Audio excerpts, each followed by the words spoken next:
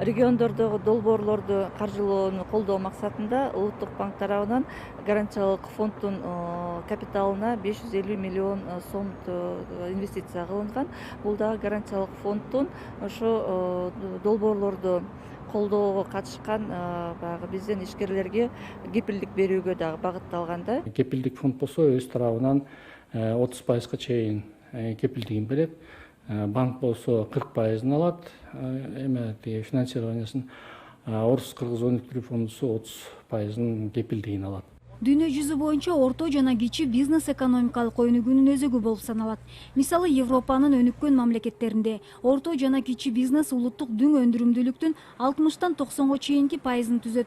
Кыргызстанда бул көрсөткүч 39-40%-дын чегинде. Корко берсек эчтеке жылбайт.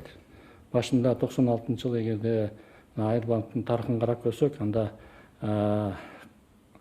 КСФК уюштурулган болчу, Кыргызская сельскохозяйственная финансовая корпорация. Ошондо дагы айыл чарба финансировать эткен аябай татаал, коркунучтуу деген маселе болчу. Мына бүгүнкү күндө Айылбанкта карасак 99,9% кайтарылымдуу.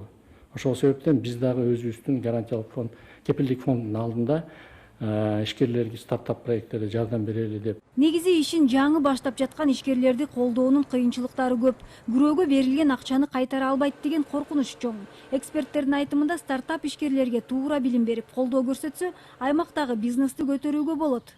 Асель Акматалиева, Чыңгыз Жумагулов, Ала Тоо, 24.